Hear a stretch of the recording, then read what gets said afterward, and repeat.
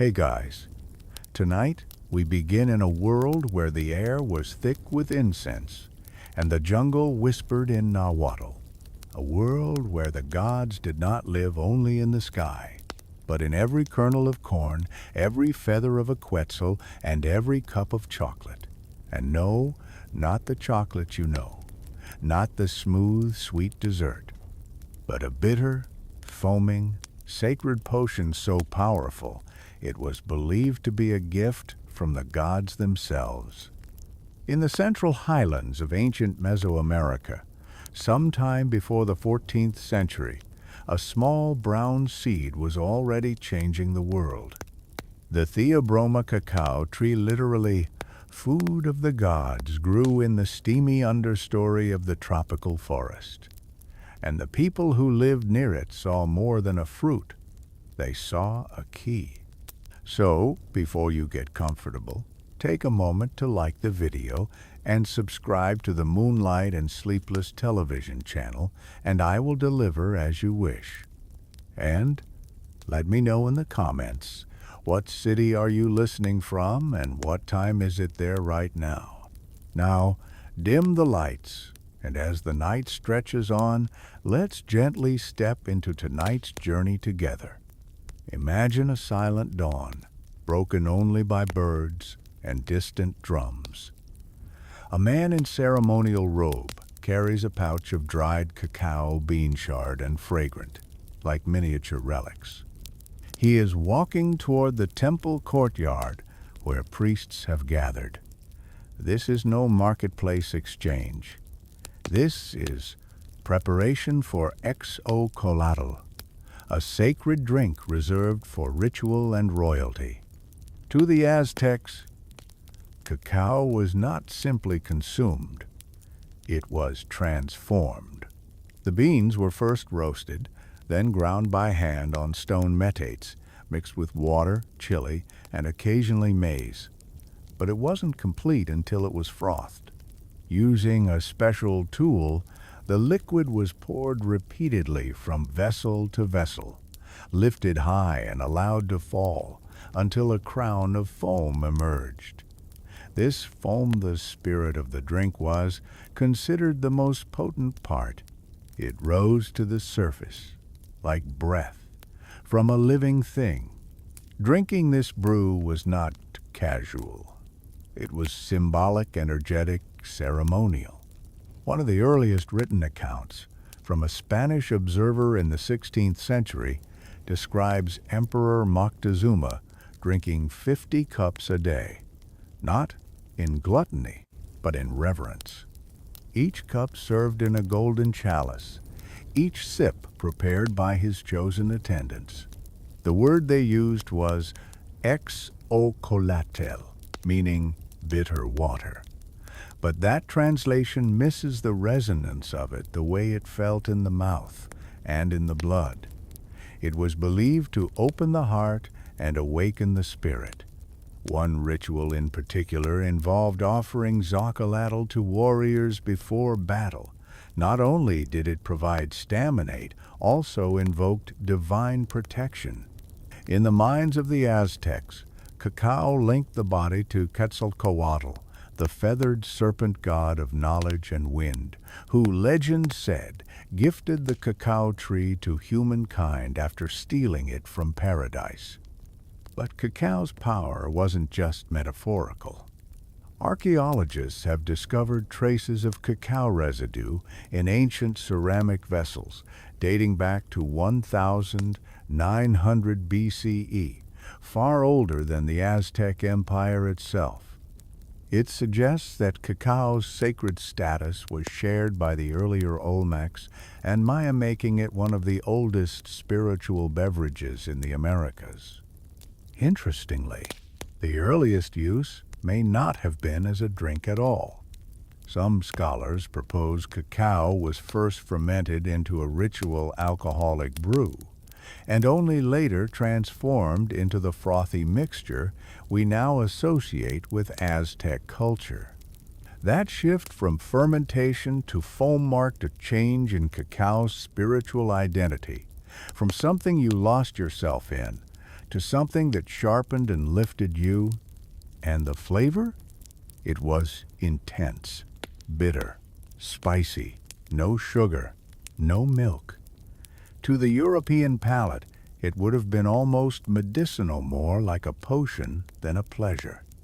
But to the people of Tenochtitlan, it was divine. And here's the thing scholars still debate. Was it the cacao itself that was sacred, or the experience it induced? We know it contained theobromine and caffeine, both stimulants, but many rituals involve fasting beforehand, or dancing, or even bloodletting. The altered state may have been multi-layered. Some anthropologists suggest that in certain rare ceremonies, cacao was combined with other psychoactive herbs, possibly even hallucinogens. But the evidence is inconclusive and remains a hot topic of debate in academic circles. What we do know is this: cacao was more than food. It was currency. It was status. It was medicine. It was a bridge. To drink Xocolatl was to step into the mythic current of the universe. To taste not just the earth, but the dream of the gods. And tonight, as you settle deeper under your covers, imagine that first sip, the bitterness, the heat, the foam clinging to your lips. Somewhere beyond time, a voice speaks. This is the drink of beginnings. Picture a bustling marketplace in the heart of Tenochtitlan, buried beneath modern-day Mexico City. The soundscape is alive. The rustle of woven garments, the soft calls of vendors, the rhythmic slap of fresh masa being patted into tortillas. But amidst the vibrant swirl of color and life, there is a moment that catches your eye. Two men are haggling not over meat or cloth or obsidian blades, but over beans. Small, reddish-brown, oval-shaped beans. Cacao. You watch as one man counts them out slowly. Reverend lighten 20, 30. He hands them over and receives in exchange a turkey hen. Elsewhere, a basket of avocados sells for 3 cacao beans. A night with a courtesan? 80 beans. A canoe full of firewood? 100. This wasn't barter. This was currency. By the 15th century, cacao beans had become the backbone of a complex and structured monetary system across the Aztec Empire. Unlike gold, which was associated with the gods and too valuable for everyday use, cacao was tangible, countable, and usable. Everyone from peasants to priests understood its value. It could be saved, exchanged, taxed, and even counterfeited. Yes, even in the ancient world, people faked money. Some would hollow out cacao beans and stuff them with dirt to pass them off as whole. Others coated small rocks with cacao shell fragments. Officials tried to combat this with regulations and inspections, but as with all currency, fraud followed value. But why cacao? There's something poetic and practical about it. It had intrinsic worth. You could drink it. It was divisible and portable, and it carried symbolic meaning. More importantly, it didn't last forever. Cacao beans could spoil, and this impermanence created circulation. You couldn't hoard endlessly. You had to use them. They moved through markets like water, through canals, keeping commerce alive. In fact, some records suggest that cacao taxes were levied across regions. Provinces under Aztec control were required to send tributes of cacao beans to the capital. These tributes were counted meticulously and stored in government warehouses not just as food stockpiles, but as economic assets. One document describes warehouses containing millions of beans, stacked in clay jars and sealed from moisture. They were guarded like treasure, their theft punishable by death. A sack of cacao could pay a mercenary. A pouch could buy political favor. A handful could settle a debt. But here's a curious detail most people miss. Cacao wasn't grown in Tenochtitlan.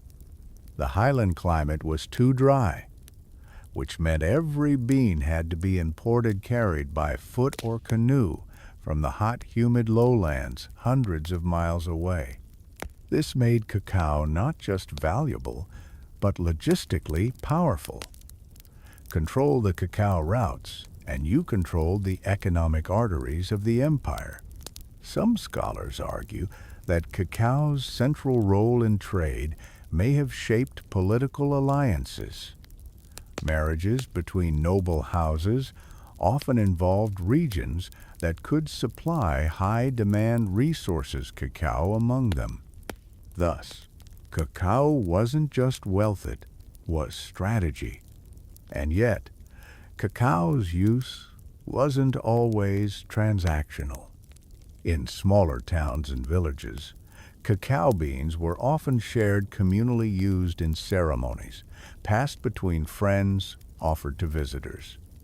The line between economic object and spiritual item was beautifully blurred.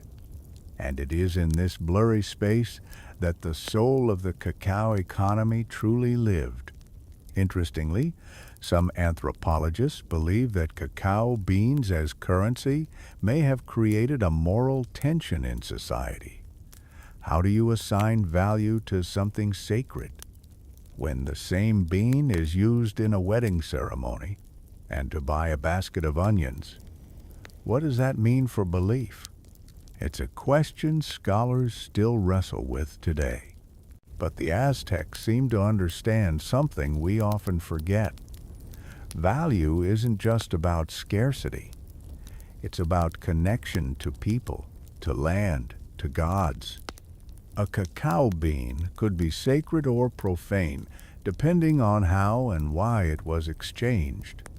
So next time you peel open a bar of chocolate, imagine holding something once powerful enough to move armies, fund empires, and settle lives. It wasn't just a treat.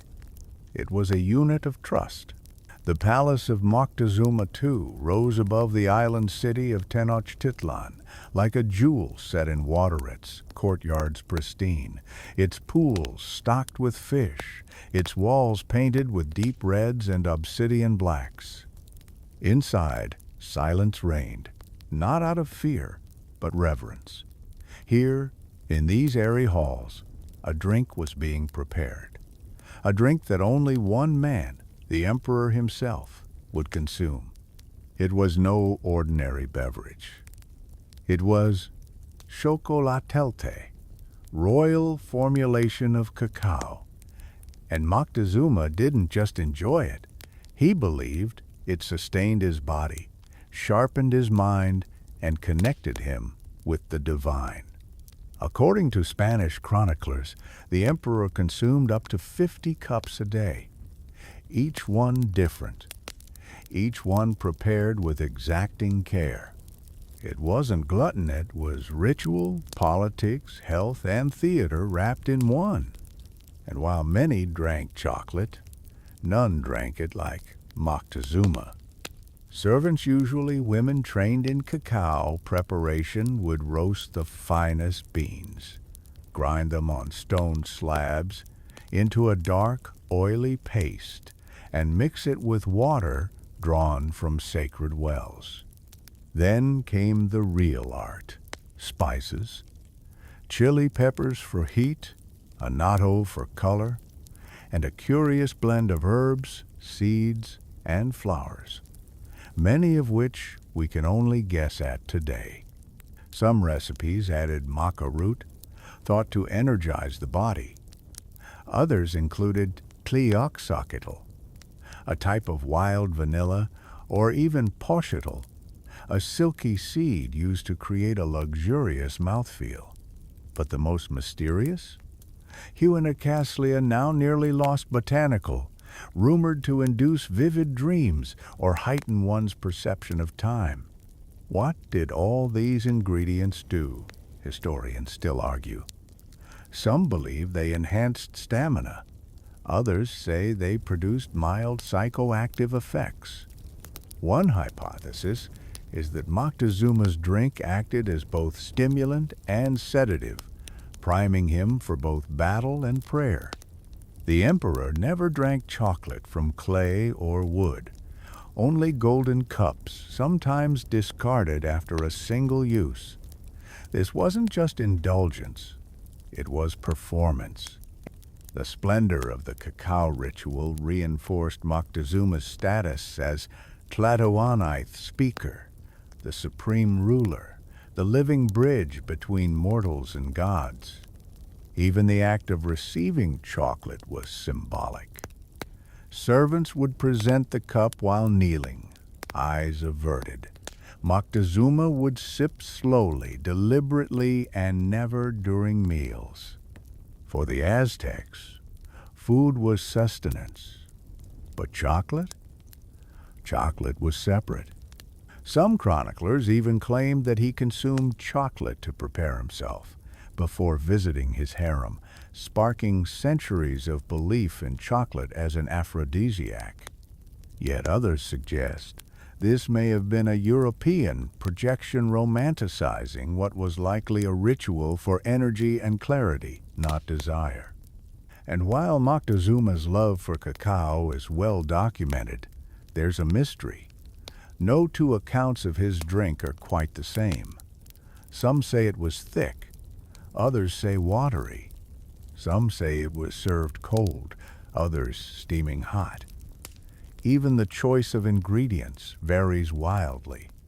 This inconsistency leads to one fascinating possibility. Moctezuma had multiple formulas, different drinks for different days, for moods, for omens. His cacao was tailored like astrology, made to match the movements of Venus, or the outcome of an omen cast in jade stone. And this makes sense because the Aztecs did not separate medicine, religion, and science. They were one language. A well-prepared cup of cacao could be a shield against bad energy, or a portal to sharper dreams, or a gift to appease an unhappy god. To this day, researchers try to recreate Moctezuma's personal recipe. But with many ingredients lost to time or renamed in Conquest, what we're left with are echoes. Still, the intention remains. Every time someone today adds a pinch of chili or a twist of salt to their cocoa, they participate unknowingly in a legacy that once passed through golden chalices and sacred hands. And as the emperor drank, the capital watched. Because in that moment, under the silent gaze of obsidian eyes and feathered murals, the most powerful man in the empire wasn't just taking a sip. He was embodying a world view, one where every flavor was a symbol, and every kupa cosmos. The air was still before battle. Warriors painted in ochre and obsidian readied their shields. Their jaguar and eagle costumes shimmered faintly under the rising sun. But before the first arrow was loosed, before feet pounded earth in perfect unison, before cries split the silence, there was a moment of stillness. A small clay cup passed from hand to hand. Within it, a bitter, dark liquid warm, frothed and alive with heat. Xocolatl. To the Aztec warrior, this was no indulgence. It was fuel, protection, and focus, a drink consumed before combat, not to comfort, but to awaken. Unlike the ceremonial versions reserved for priests and emperors, the warrior's chocolate was deliberately potent and stripped down. There was no maize to soften it, no flowers to perfume it. Instead, it was thick with crushed cacao, chili, and sometimes even blood, yes. Animal blood believed to bind physical strength with divine courage. Because, in the Aztec worldview, battle was never just about land or pride. It was a spiritual encounter, a cosmic play between life and death. Warriors weren't merely soldiers, they were agents of cosmic balance. And their bodies had to be ready not only for physical feats, but for spiritual transformation. This is where cacao stepped in.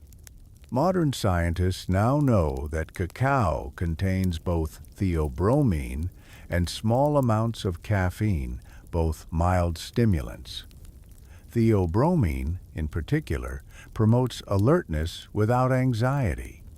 It elevates mood, improves circulation, and sharpens attention. For someone going into hand-to-hand combat, this would have been a distinct advantage. But the Aztecs didn't speak of neurotransmitters. They spoke of energy winds, of gods inhabiting the body, of fire in the chest. And when a warrior drank the chocolate mixture, it wasn't just for strength, it was for clarity, to enter the fight with focus and favor. In one recovered codex illustration, a warrior stands before a priest receiving a ceremonial chocolate cup, flanked by incense burners and bloodletting tools. The drink is depicted not with steam or foam, but with radiating Linessa common Aztec glyph denoting power or transformation. Scholars interpret this as symbolic of the drink's spiritual activationa, liquid conduit between man and God. And here's something you may not know. Warriors weren't the only ones who drank chocolate before conflict. Sacrificial captives, chosen for ritual death, were sometimes offered cacao as a final gift, believed to help calm their fear and elevate their soul. To die with chocolate on your lips was to ascend more gracefully. This duality of cacao as both war fuel and peace offering is one of its most haunting legacies. Some accounts mention cacao being mixed with Teonancatl, so-called flesh of the gods, believed to be a hallucinogenic mushroom. While evidence is sparse and debated, some researchers speculate that in rare, sacred battles or high rituals, cacao served as a carrier for mind-altering plants, amplifying the participants' visions or strength. But again, the academic world remains divided. Some argue that cacao's energetic effects alone were enough to explain its role in combat. Others suggest the psychological power the ritual context had as much impact as any chemical. In either case, the result was the same. The warrior stepped into battle not just prepared, but transformed. Not just a body with a blade, but a soul on a mission. Even after victory, chocolate continued to play a role. Ceremonial drinks were often shared during post-battle feasts, both to celebrate and to honor the dead. Sometimes, the foam from the cup was symbolically offered to the gods poured onto the earth as libation. Today, when we think of pre-workout drinks or mental focus hacks, we might reach for coffee or energy bars. But centuries ago, in a world ruled by rhythm, sun, and story, the Aztec warrior turned to something deeper, something bitter, wild, and divine. A drink made from the seeds of lightning and sipped in silence before the storm. In the shadows of the temple kitchens, where fires flickered low and pestles ground rhythmically against volcanic stone, There was one ingredient whispered about more than any other. Not cacao, not chili, not maize, but a subtle, elusive, Indigenous secret botanical, tucked between ceremony and myth. They called it Poyomatli. The name, in Nahuatl, roughly translates to the plant that makes the heart float. It was not listed on tribute inventories. It was never sold in markets. Yet, it appeared again and again in coded texts, passed in oral recipes, folded into the frothy tops of elite cacao drinks. Not for flavor, but for feeling. What was it really? Historians are still arguing. Some believe Poyomatli refers to a variety of Tagetes lucida, a kind of Aztec marigold, known today for its mild psychoactive effects and subtle anise-like taste. Others say it might have been Siniquichi, a small yellow flower whose fermented extract produces dreamlike states and audio distortions. A few more radical scholars even suggest it was Ololiuqui, a powerful seed containing natural ergoline compounds cousins of LSD. But here's the catch. There is no definitive agreement. Like all great secrets, Poyomatli has slipped through time, taking on multiple forms, sometimes invoked metaphorically, sometimes consumed ritually. What's certain is that its inclusion marked a drink as esoteric, reserved not for refreshment or trade, but for spiritual work. Among the priesthood and elite, cacao was often transformed into a vehicle for vision. And in these contexts, Poyomatli was the catalyst. It didn't overpower, it nudged. It created softness in the chest, vividness behind the eyes. In one surviving codex illustration, a woman grinds cacao while a male figure, possibly a priest, adds a thin sprig of something to the bowl. His fingers are held delicately, almost reverently, as if the herb itself must be coaxed, not used. Some ethnobotanists suggest this might be the only visual representation of Poyomatli preparation. The bowl in the image is not passed to a noble or soldier, it's taken to a shrine, which suggests something more intimate. Cacao not just as currency or nourishment, but as portal. One 16th century missionary, writing in disapproval, described Aztec rituals where drinks of darkness were consumed before long prayers and divinations. He noted that the participants would remain silent for hours after drinking, their faces peaceful, their gazes deep. They speak to no one, he wrote, but they say the gods speak to them. Was this hyperbole? Cultural misunderstanding? Maybe. But the connection between cacao and altered states was already embedded in the mythology. Recall that Quetzalcoatl, the giver of cacao, was also the god of wind, learning, and hidden knowledge. The drink he gave to humans was not meant to comfort, it was meant to awaken. So when Poyomatli was added to cacao, it wasn't done casually. It was measured carefully, whispered over, often prepared during specific moon phases or seasonal alignments.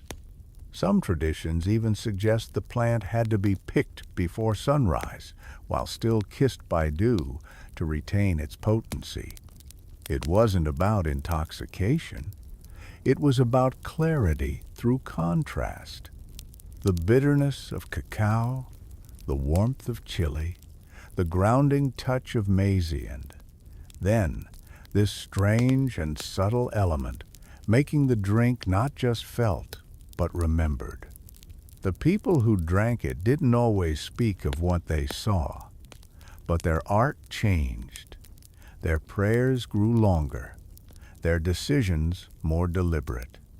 And perhaps that's why Poyomatli was never written into tax records or trading logs. It wasn't a good, it wasn't a service.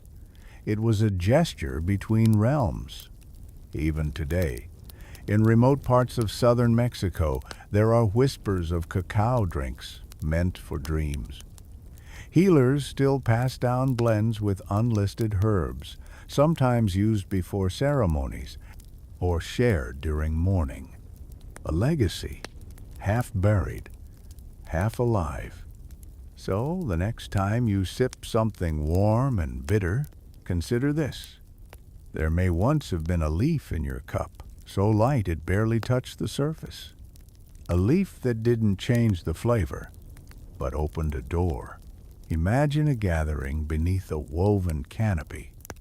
The air is heavy with the scent of copal smoke and crushed flowers.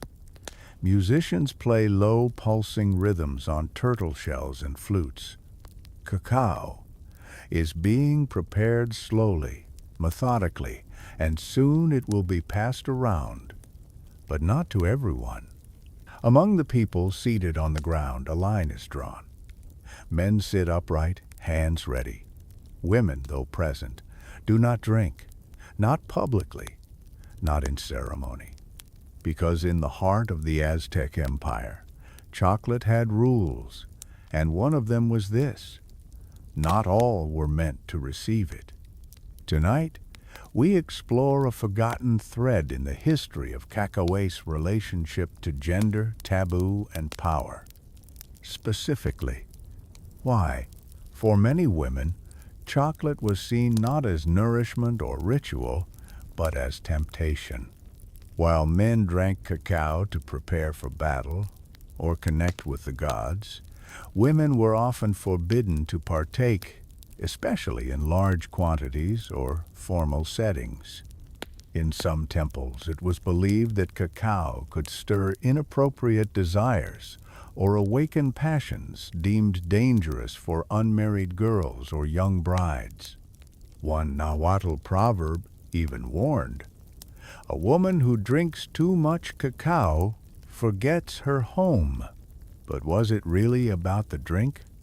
Or was it about what the drink represented? Cacao, especially when laced with certain spices like chili, vanilla, or the mysterious Poyomatli, was thought to stimulate more than just the body. It stirred dreams, thoughts, longings, and in a society deeply structured by roles, expectations, and ritual purity, this made cacao both revered and feared. Some historical records describe cacao as being associated with courtship and seduction. Gifts of cacao were often exchanged in clandestine romance.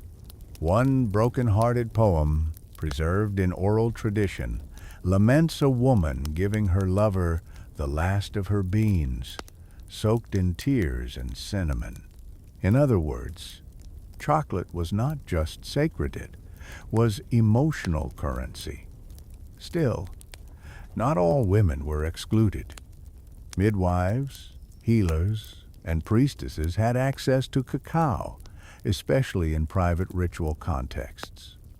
In childbirth ceremonies, for example, cacao was sometimes offered to the mother after delivery, believed to restore strength and spirit. A rare version mixed with maize and honey was given to ease bleeding, or in some cases, to mark the arrival of a child believed to be gifted. In some healing rituals, elder women would serve cacao in silence, using the drink not to speak but to listen. It was said that, under its influence, a woman could sense the roots of someone's sickness, not through symptoms, but through intuition. But outside these roles, the line held firm. Young noble women were forbidden from drinking cacao in public. Even noble brides received it only in small, carefully measured portions, often after purification rituals. And here's a detail often overlooked.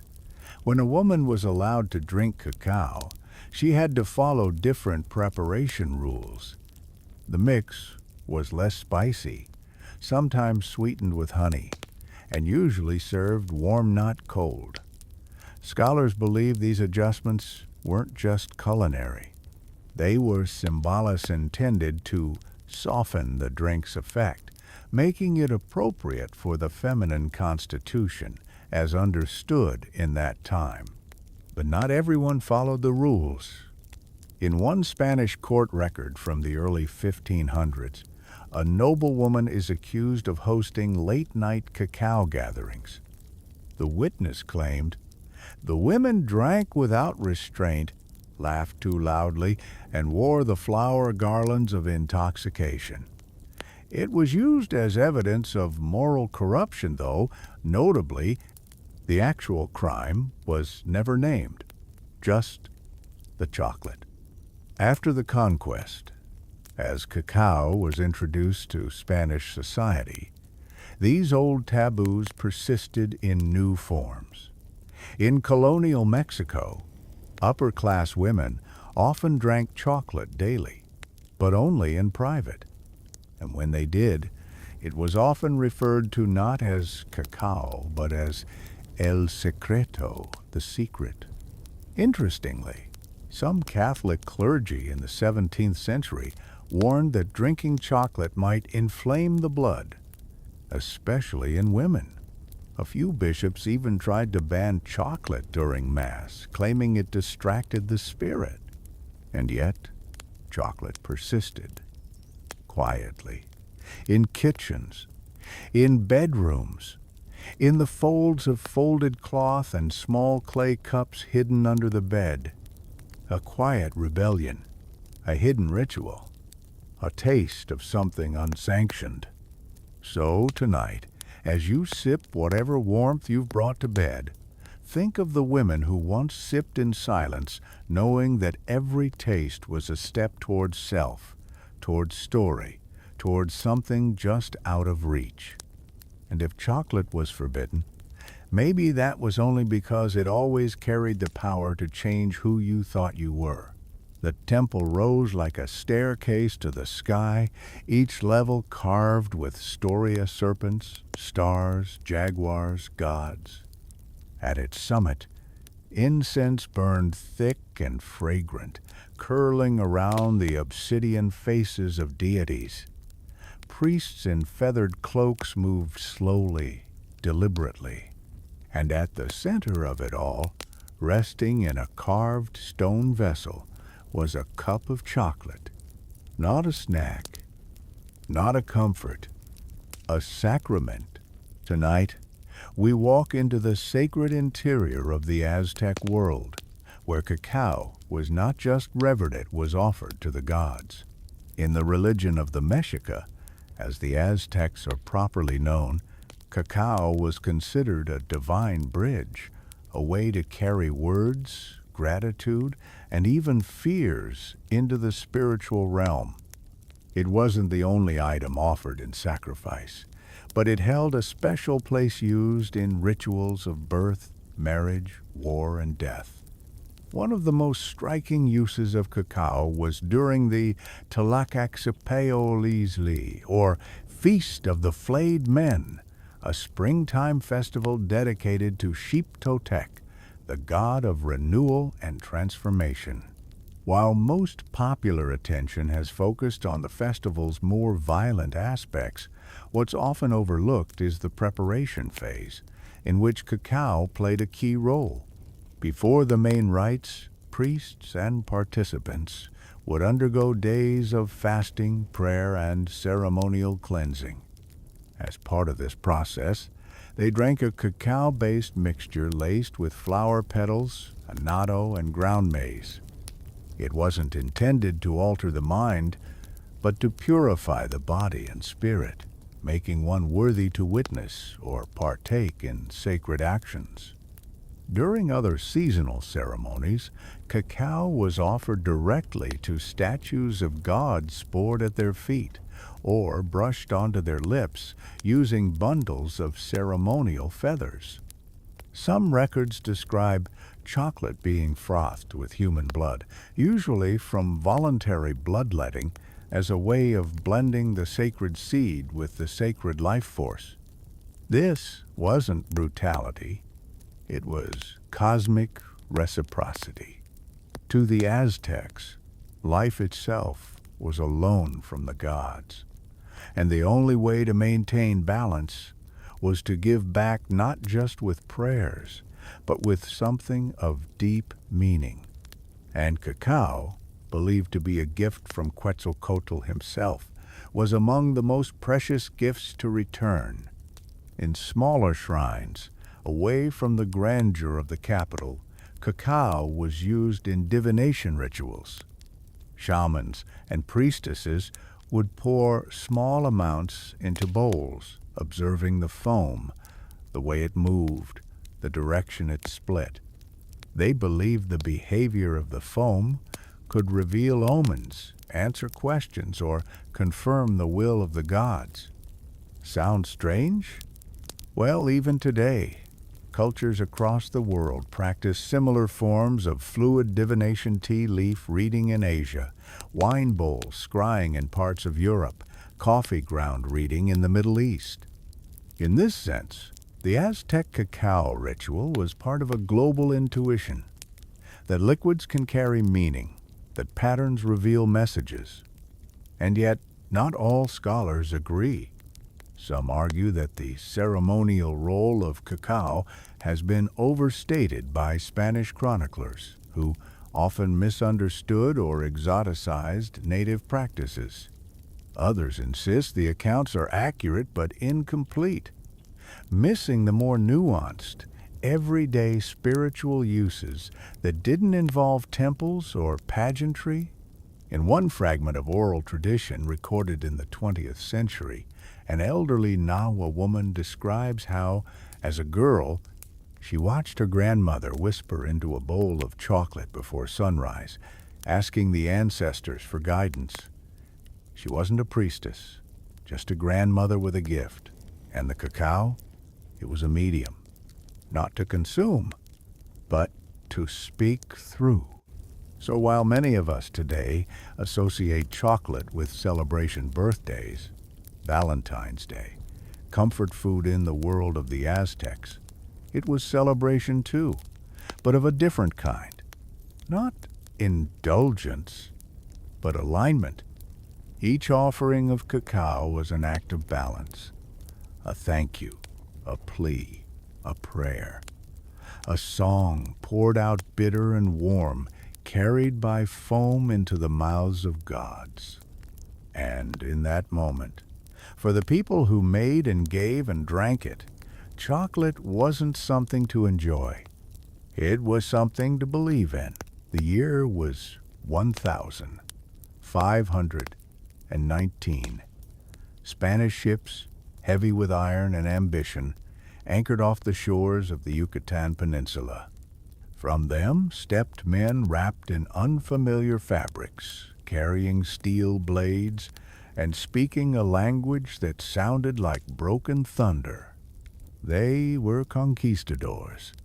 Led by Hernan Cortazon, they were about to encounter something they could not name, let alone understand. Among the many wonders that confounded these newcomers' golden temples, human sacrifice, feathered cloak-sewn object, stood out for its peculiar value. A small, unassuming bean, kept carefully in woven pouches and exchanged like coin.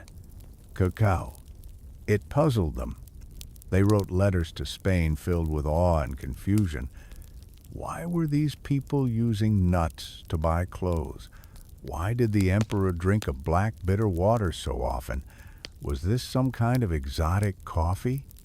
And what were those strange herbs and spices they kept adding to it? The Spanish were not just soldiers. They were also recorders, scribes of empire. They attempted to translate, codify, and name what they saw. But with cacao, something was lost in translation. Take, for example, the word Xocolatl. Early translators often rendered it as chocolate, but this flattened its meaning. The original Nahuatl term is built from Xocolia, to make bitter, and atl, water. It wasn't a dessert. It was a state of body, spirit, and ritual. The conquistadors observed that Moctezuma drank it often, especially before entering the company of his wives. This, combined with its rich, bitter flavor, led them to mischaracterize it as a lustful indulgence. They began to associate cacao with sensuality, excess, and even heresy. Yet the Aztecs themselves had precise sacred uses for it restrained and ceremonial. The Spanish viewed those meanings through the lens of European morality, and in doing so, changed the nature of the drink itself.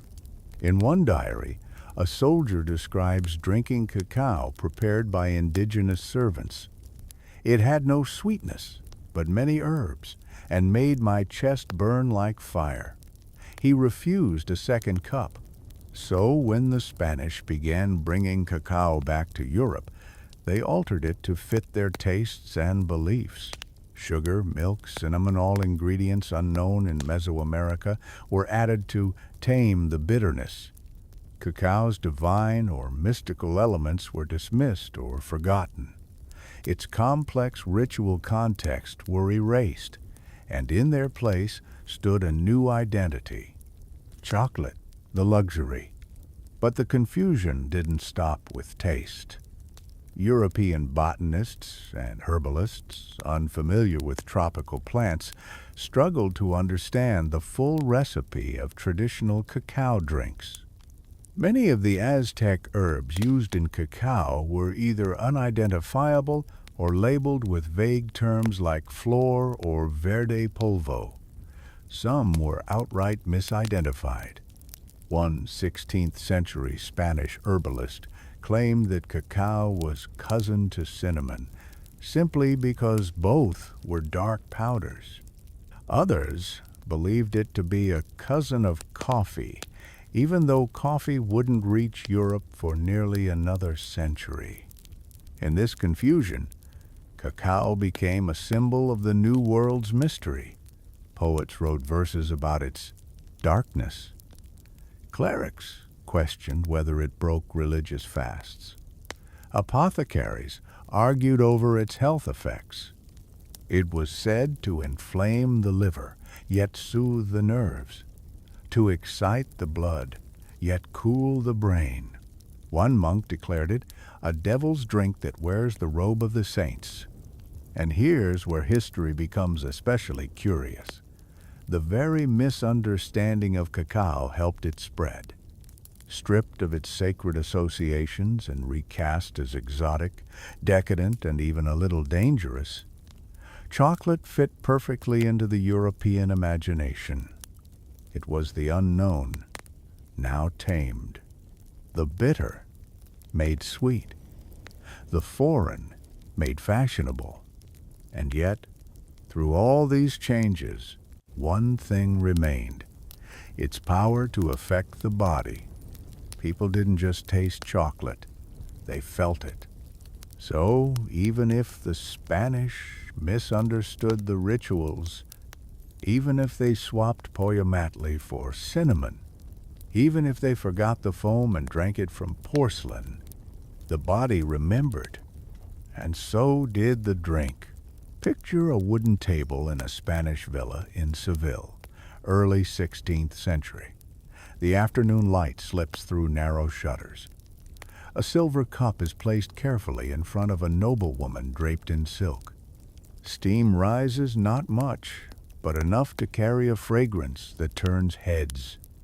Something earthy, spiced, slightly bitter. "Try it," someone whispers. She does, and the world changes. This was not the cacao drink that Moctezuma once sipped from golden goblets in Tenochtitlan. This was a European interpretation of drink, remade, sweetened, domesticated. The Spanish had taken something deeply sacred, and in the process of civilizing it, turned it into a commodity of the elite. This is the story of how chocolate was transformed, not just in flavor, but in meaning. As cacao made its way from Mesoamerica to Europe, the change was immediate and intentional. The raw, bitter paste used by the Aztecs was too foreign, too intense for European palates. So colonists and cooks began to modify it. They added cane sugar from Caribbean plantations. Then came cinnamon, nutmeg, and sometimes even orange peel. Thickening agents like egg yolk or flour turned the drink into something closer to a custard. Gone were the foamed vessels of blood and fire. In came the dainty cups of silver and porcelain. Cacao became chocolate, and chocolate became fashion. But that transformation came at a cost. The rituals that once gave cacao its sacredness, its preparation, its context, its symbolism, were largely erased or misinterpreted. European nobles delighted in the novelty of this Indian beverage, while ignoring its role in indigenous cosmology. It became a conversation piece, not a bridge to the divine. Interestingly, many early drinkers didn't see it as a food at all. They called it a tonic or a curative elixir. Doctors claimed it cured stomach ailments, improved circulation, and even balanced the melancholic humors. Recipes were passed around monasteries and apothecaries, adjusted according to astrological charts or bodily constitutions. But not everyone was comfortable with this strange new drink. By the late 1500s, the Catholic Church had become involved in an unlikely debate. Does drinking chocolate break the religious fast?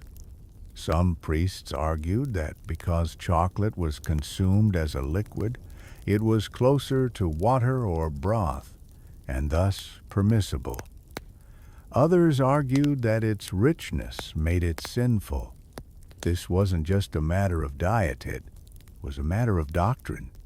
The issue grew so heated that several church councils were asked to weigh in. Ultimately, Pope Gregory XIII was said to have declared, "Liquidum non frangit jejunum." Liquids do not break the fast. It wasn't an official bull, but it quieted the debate enough for chocolate to become a Lenten luxury across many parts of Catholic Europe. And so, chocolate found itself in an unusual space, morally ambiguous, intellectually debated, but increasingly popular. It was exotic enough to feel indulgent, yet legal enough to become widespread. By the 17th century, chocolate had spread to Italy, France, and England. Royal courts served it during morning receptions. Recipes were guarded. Some nobles had personal chocolatiers. In France, Louis XIV reportedly consumed chocolate with such frequency that it was written into court protocol. But still, the heart of the drink had changed. No longer was it a drink of war, ritual, or spiritual communion. It had become a marker of class and colonial power delicacy made possible by the labor of enslaved people on sugar and cacao plantations across the Americas. A few voices resisted. A handful of Jesuit missionaries, having lived among indigenous peoples, wrote warnings. "You have taken what was sacred and dressed it in perfume." But they were outnumbered. To most Europeans, cacao was no longer a God's gift. It was a commodity, a new kind of gold, and yet something strange lingered. People continued to report a shift in mood after drinking it. Some said it made them lightheaded. Others said it brought clarity. Some swore they had clearer dreams that night. Without knowing it, they were still touching the old magic, just through different hands. The Aztec ritual had faded, but the effect, that intimate, inward stirring, remained. And in that, perhaps, chocolate never stopped being what it was at the beginning. Not a food, but a message from a different world. By the 18th century, chocolate was no longer whispered about in the corners of noble courts. It was everywhere. In salons and boudoirs, in apothecaries and cafes, it had become a cultural phenomenon. But something was shifting, quietly, beneath the silver trays and steaming cups. Chocolate had entered the age of science. What once had been a sacred elixir or indulgent curiosity was now being analyzed, dissected, and medicalized. In laboratories from Paris to Vienna, physicians and chemists were beginning to ask a new kind of question. What exactly was chocolate doing to the human body? The answers weren't always in agreement. One doctor claimed it softened the blood and relaxed the nerves, making it ideal for women of nervous temperament. Another warned that it could inflame the passions and lead to dangerous excitations of the spleen. Some praised it as a digestion aid. Others said it caused headaches. As with coffee and tea, chocolate fell into the gray zone of health fads and moral worry. And while scientists debated, entrepreneurs acted. Factories in Spain, Italy, and later the Netherlands began producing solid versions of chocolate, molded into bricks and bars.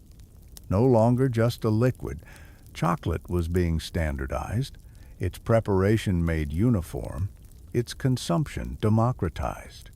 One pivotal moment came in the early 19th century, when a Dutch chemist named Coenraad van Houten invented a mechanical press that could separate cacao butter from cacao solids.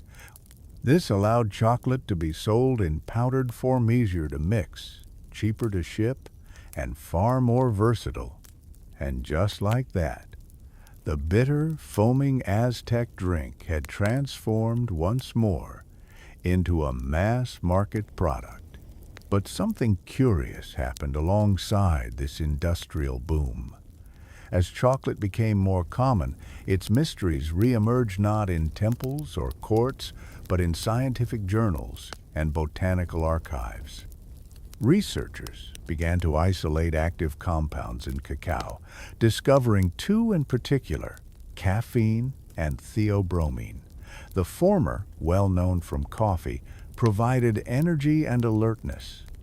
The latter, however, was more subtly heart stimulant and vasodilator, believed to gently elevate mood and sharpen mental clarity. What fascinated scientists most was how theobromine affected people differently. Some felt energized, others relaxed. Some claimed to dream more vividly.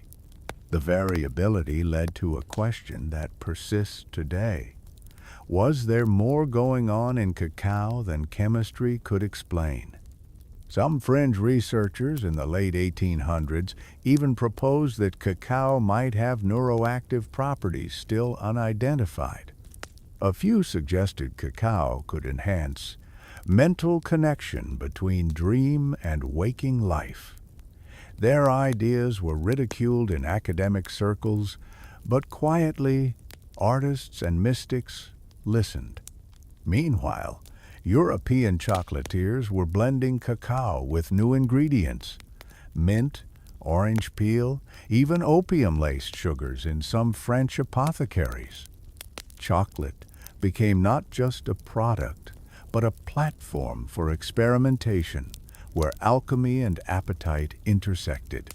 One obscure French physician named Dr. Emile Caston even claimed in an 1874 paper that cacao opened the inner eye when consumed during periods of sleep deprivation. His colleagues dismissed him, yet his notes survived, passed among esoteric circles in Paris.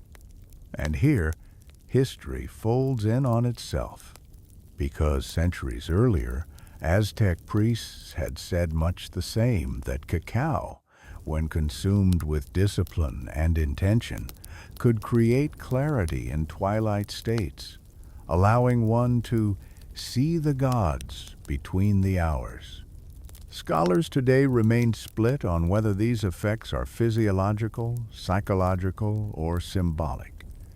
But the debate itself is telling. Even as cacao became processed, packaged, and placed on supermarket shelves, its mystique refused to die. To some, it remained food. To others, medicine. To a few, still a kind of quiet magic.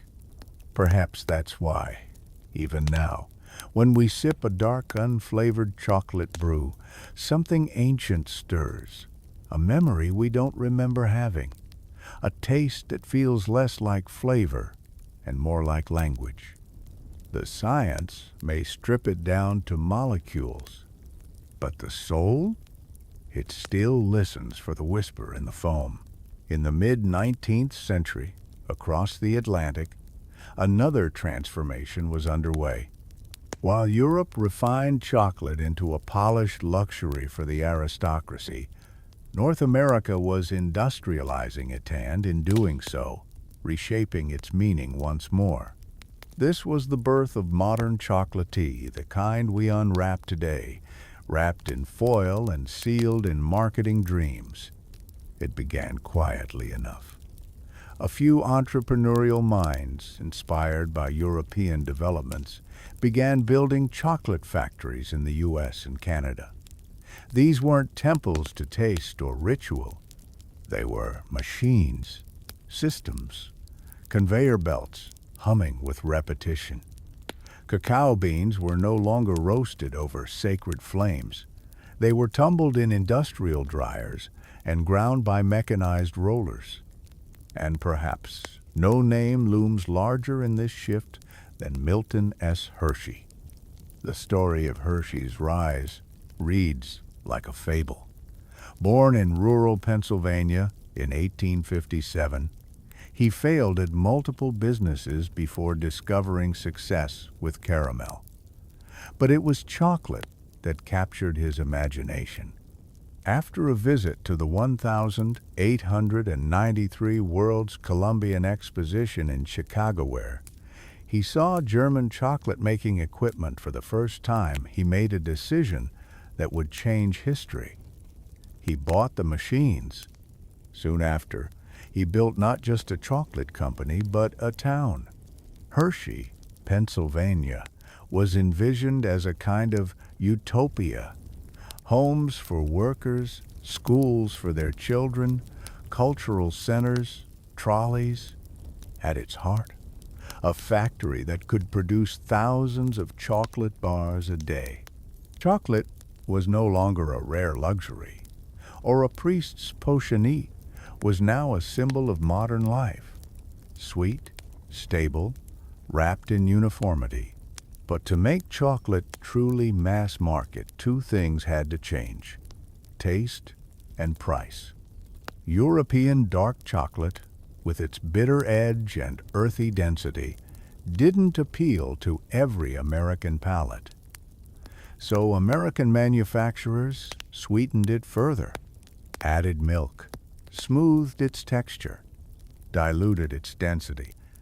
The result was creamier, lighter, and far less intense a chocolate that melted easily, chewed easily, sold easily. And with large-scale imports of cacao from West Africa and sugar from the Caribbean, the cost dropped. By the early 20th century, a child with a penny could walk into a shop and buy a chocolate bar. Something once reserved for emperors and warriors had become a democratic pleasure. Yet, underneath this sweet revolution, a bitter truth lingered. The cacao used in these factories was harvested by colonial labor, often by workers with little to no rights.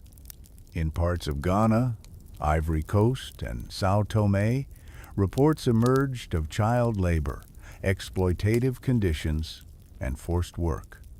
The very plants that once served the gods were now fueling an industrial system built on invisible suffering. And still, the advertisements kept coming. Posters painted chocolate as healthful, joyful, pure.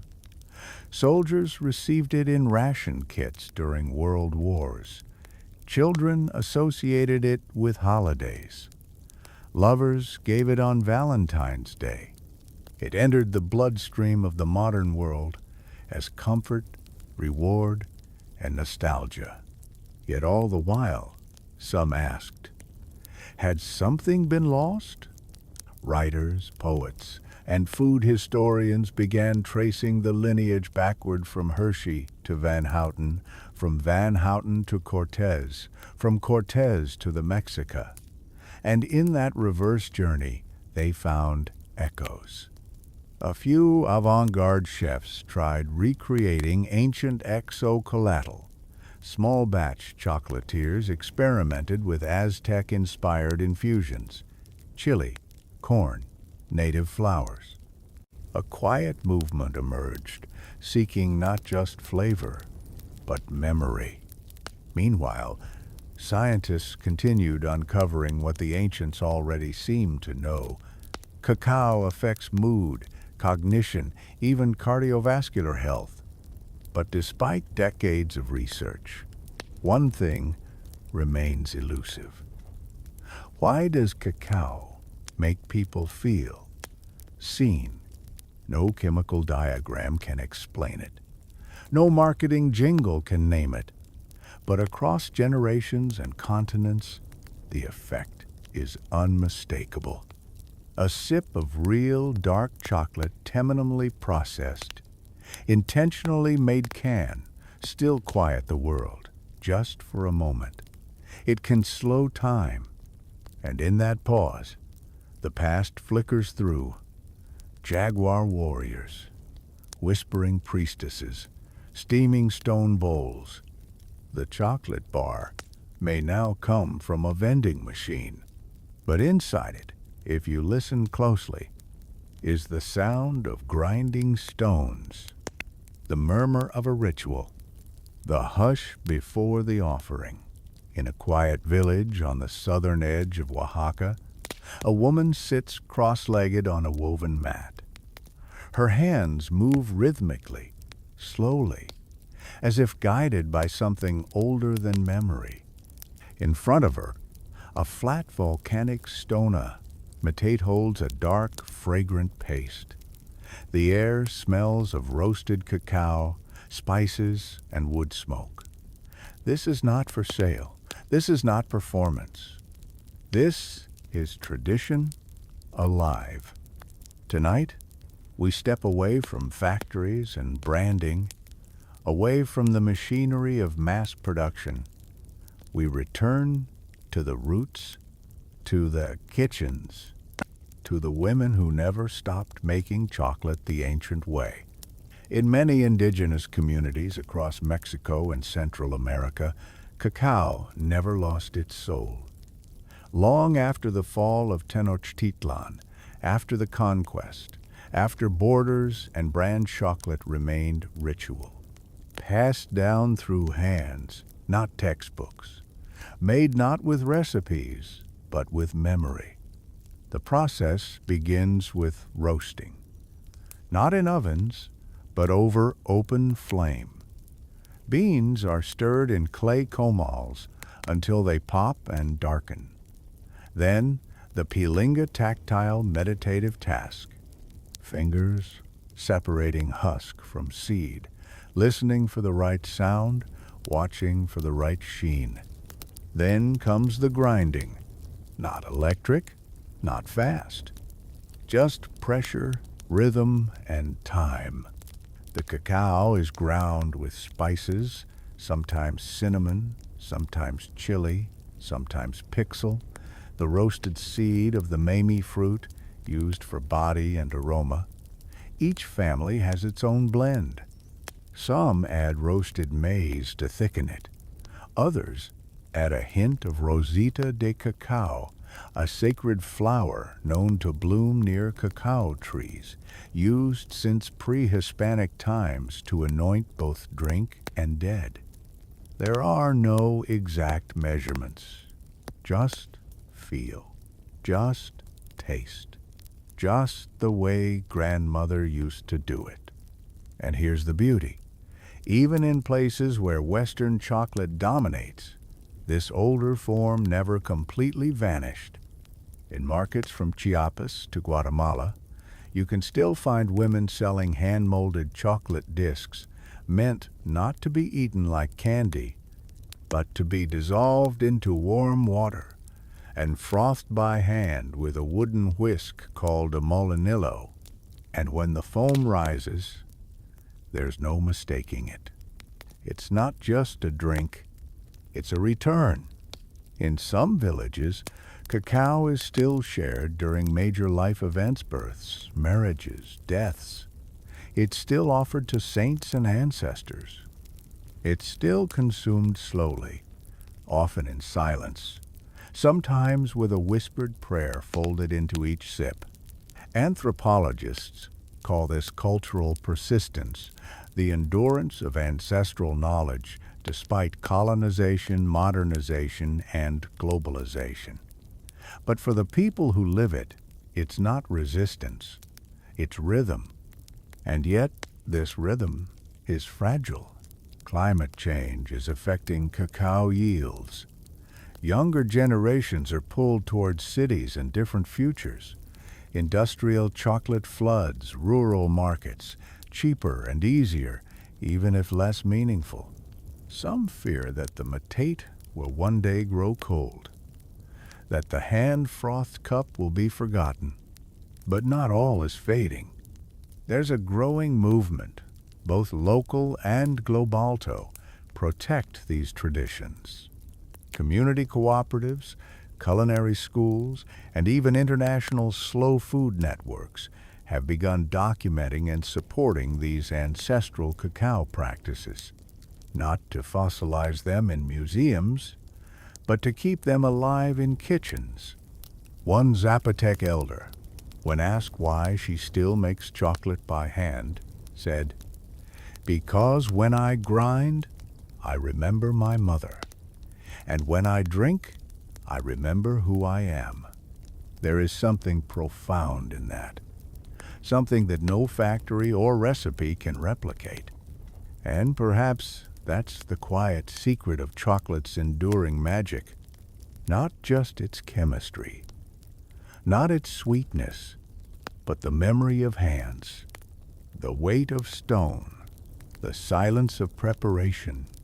In a world that moves faster every day, there are still places and people who understand to make something sacred, you don't need machines. You need patience.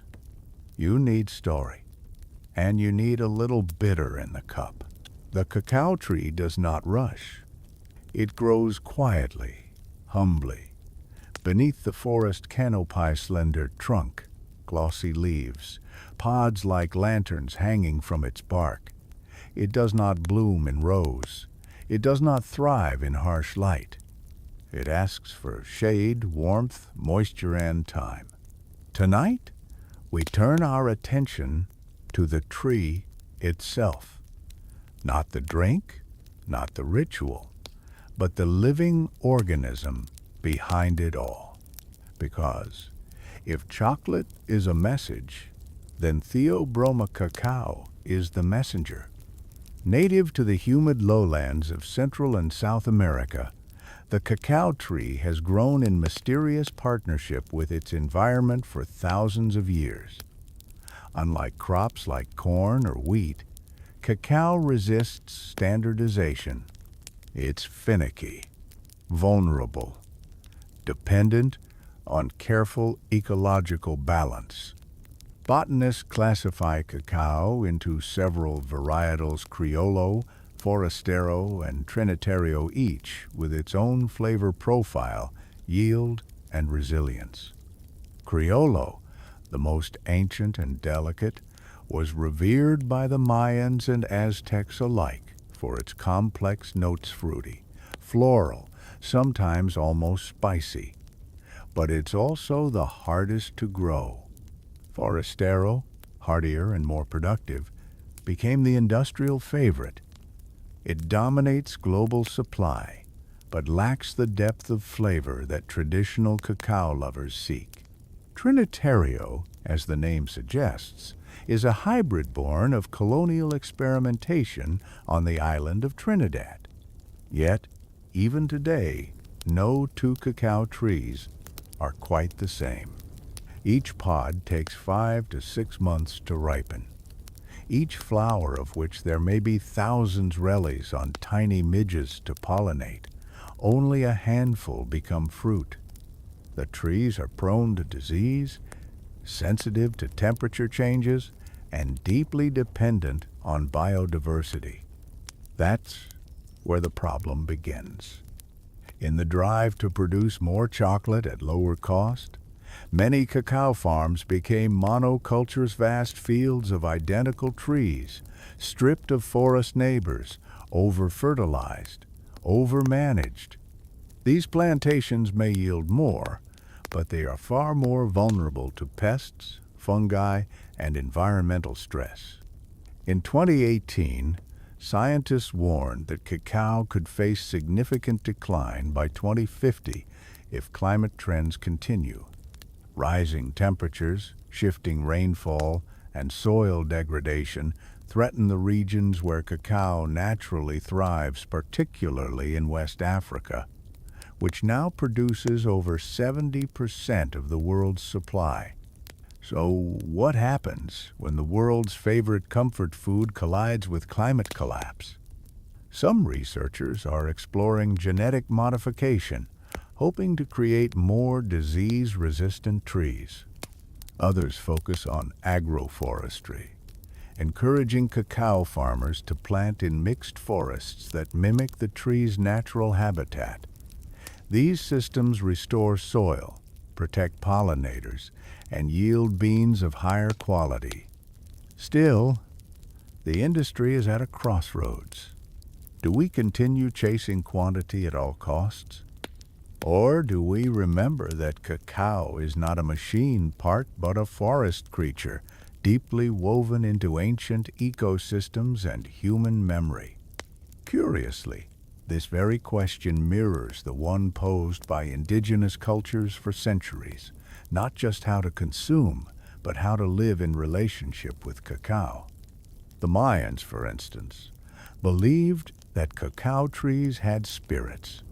They were not to be over-harvested or disrespected. Farmers would speak to the trees, leave offerings, even rest beneath them to listen. This wasn't poetry, it was practice. And now, in remote parts of Peru, Ecuador, and southern Mexico, some farmers are reviving these approaches not as nostalgia, but as strategy. Their cacao grows more slowly, yes, but it also grows deeper, its roots entwined with forest cycles, local insects, native shade trees. Their harvests may be smaller, but their chocolate, it tells a story. You can taste the soil, the rain, the air, and here's something else to consider. Cacao isn't just under threat, it might also hold answers. New studies suggest that cacao agroforests can absorb carbon, restore habitats, and support biodiversity far more effectively than many traditional crops. In the right hands, it could become part of a regenerative future, not just a relic of a sacred past.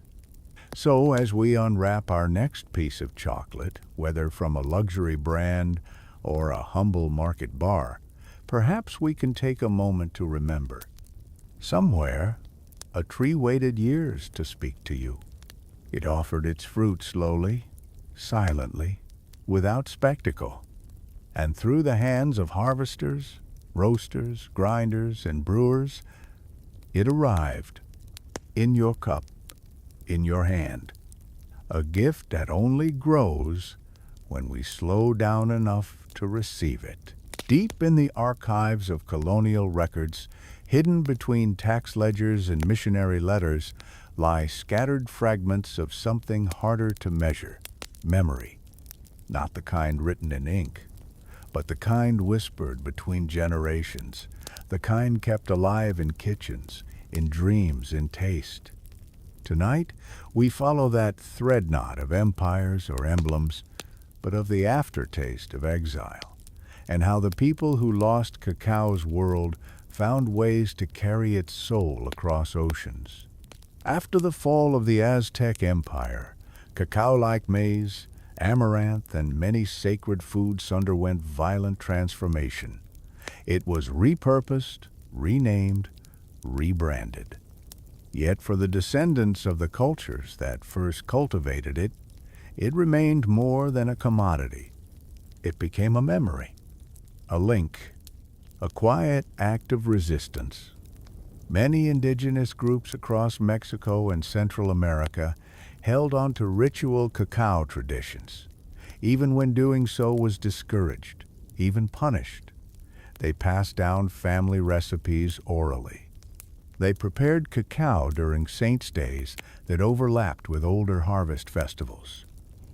They whispered blessings into cups that looked, on the outside, like any other drink but inside held something much older.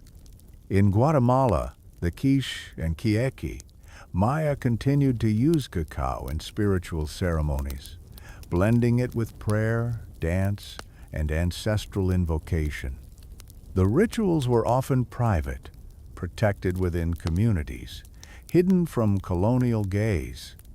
In Chiapas, certain Xocolatl villages preserved cacao offerings to the rain gods, believed to ensure crop fertility.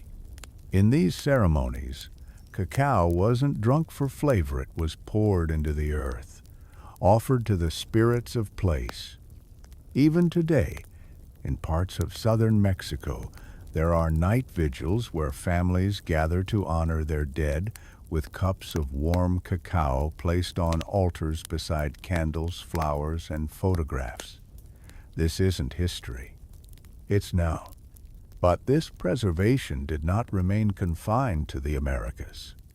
As indigenous laborers and African slaves were brought to cacao plantations in the Caribbean and South America, they brought their own cosmologies, flavors, and stories, many of which began to merge. Cacao, once a regional ritual, became a diasporic thread of food that carried many meanings in many tongues. In Suriname, descendants of African slaves mixed cacao with spices and rice in ancestral dishes served at funerals and coming-of-age ceremonies.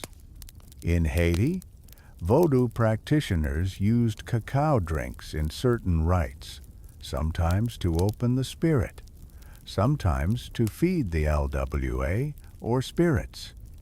In Trinidad, Grenada, and Jamaica, cacao became part of rural medicine use to strengthen the heart or cleanse the body after spiritual visitations.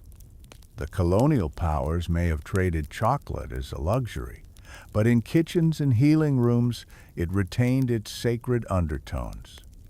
Anthropologists today describe this as culinary resilience, the act of keeping a cultural practice alive not through documents or monuments, but through daily, embodied acts: roasting, grinding, brewing, sharing. And yet, history remains uneven. Much of what we know about ancient cacao use comes not from indigenous records, but from colonial chroniclers, many of whom misunderstood or intentionally misrepresented what they saw. They recorded rituals as superstitions. They described sacred ingredients as strange weeds. And so, modern historians face a delicate task, reading between the lines, listening to what was not written, reconstructing the memory behind the ink. There are still debates, fierce ones. What did the word Cacao truly mean before contact? Was Poyomatli a psychoactive or a metaphor? Did women really avoid cacao, or was that a European projection? Scholars dig, debate, reconstruct. But even their best theories pale beside what the keepers of the tradition already know. Because some truths are not meant to be defined. They are meant to be tasted. And in that, cacao is still fulfilling its oldest role, not just as nourishment, not just as currency, but as a keeper of memory. The kind of memory that doesn't need words. Just a little heat, a little foam, and a moment of silence between sips. The sun has set over the ancient city of Monte Alban. The sky deepens into blue-black. On the mountainside, shadows lengthen between crumbling stones. In a nearby home simple, clay-walled, open to the night, an elder sits beside a low fire. She is quiet, listening, holding a cup of warm, dark cacao. It is bitter and perfect. Tonight, we arrive at the edge of the journey. From sacred temples to factory floors, from whispered prayers to supermarket shelves, cacao has crossed centuries, continents, and cultures. But before we part, there is one more thread to follow: the modern return to origin. In the last 20 years, something remarkable has begun to happen.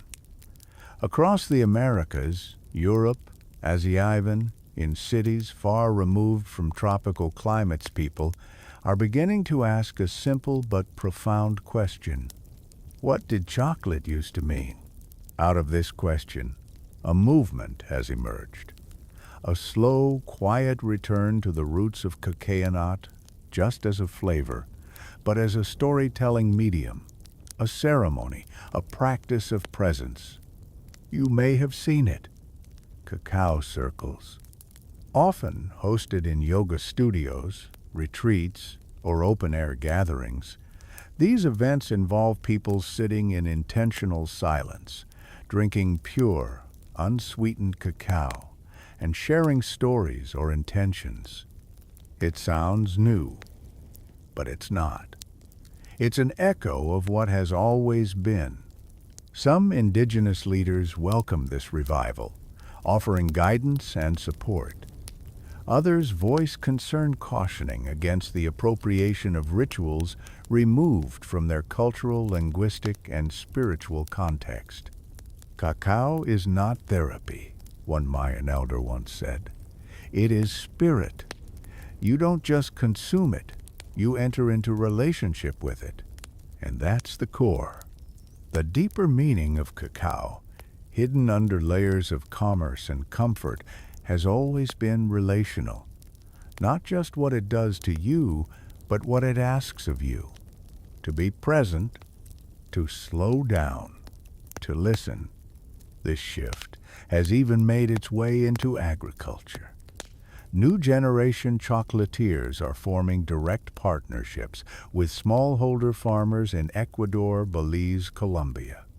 They're paying premium prices for heritage varietals, respecting ancestral farming methods, and putting the farmer's name, sometimes even their story, on the wrapper. In places like Tabasco and Chiapas, young descendants of cacao lineages are returning to their roots, not just to grow, but to reclaim the cultural story of their lands. They are speaking Nahuatl, Mam, Quechua again. They are reviving the songs sung over fermenting beans, the prayers whispered into the first froth.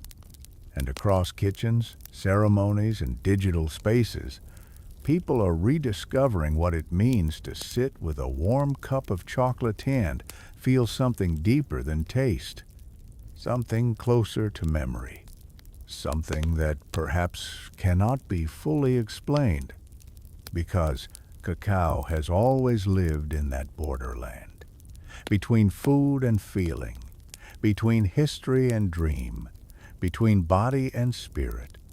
And as you lie in bed now, letting the day fall behind you, maybe you can imagine this. A hand-carved cup, a circle of flickering light, the low hum of insects in the trees, and the scent of something ancient rising like mist from your hands. Not a treat, not a trend. A message, a mirror, a story you didn't know you'd been carrying all along. The fire has dimmed, and the room is quiet now. Outside, the wind brushes gently against the trees, just as it did hundreds of years ago when the first cacao pods ripened beneath a jungle canopy. You've followed its journey through temples and thrones, across oceans and rituals, into machines, and finally into hearts that still remember. Tonight, that story became yours too. Let your breath grow soft, your thoughts drift wide. You are wrapped in the warmth of something ancient, sipped in silence, carried in memory, passed from hand to hand until it reached this moment. So sleep now, dreamer of history. The cup is empty. The story is full.